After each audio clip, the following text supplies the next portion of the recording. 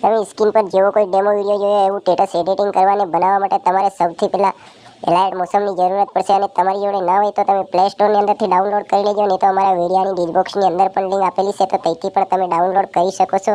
તો વિડીયોની અંદર એન્ડ તક બન્યા રહેજો. વિડીયોની એકદમ ધ્યાનથી અને ક્લિક કર્યા વગરના જોજો, ત્યારે તમે એડિટિંગ કરી શકશો મિત્રો.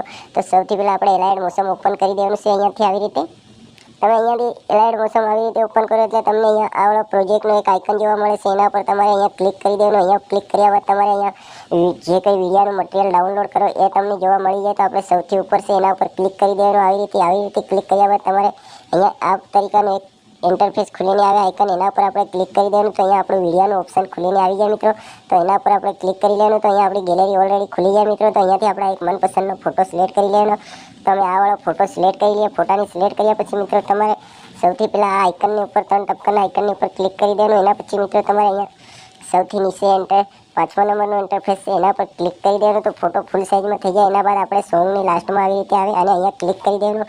અહીંયા ક્લિક કર્યા બાદ આપણે ફોટો સોંગની લાસ્ટ સુધી આવી જાય તો ફરી આગળ આવી જવાનું. આવી રીતે આગળ આવ્યા પછી મિત્રો તમારે અહીંયા આવી રીતે ફોટાની ખસેડી લાવવાનો. અહીંયા સોંગની નજીક મિત્રો તો આવી રીતે અમે અહીંયા ફોટાની ખસેડી દઈએ છીએ. એવી રીતે તમે ધ્યાનથી જોઈ અને તમે પણ આવી રીતે ફોટાને અહીંયા લાવી અને મૂકી દેવાનું મિત્રો. તો અહીંયાથી આપણો વિડીયો સ્ટેટસ જોરદાર એડિટિંગ થઈ જાય મિત્રો.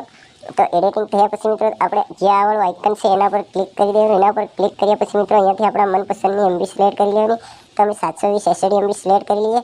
એના પછી મિત્રો તમારે જે આ સૌથી નીચે આઇકન જોવાય છે એના પર આપણે ક્લિક કરી દેવાનું. તો આપણું આવી રીતે વિડીયો સ્ટેટસ જોઈ લો ડાઉનલોડ થઈ જશે. આવી રીતે ડાઉનલોડ થઈ જાય મિત્રો. તો અહીંયા થોડી રાહ જોવી પડશે ડાઉનલોડ થાય, તેથી આપણે રાહ જોઈ લઈએ મિત્રો.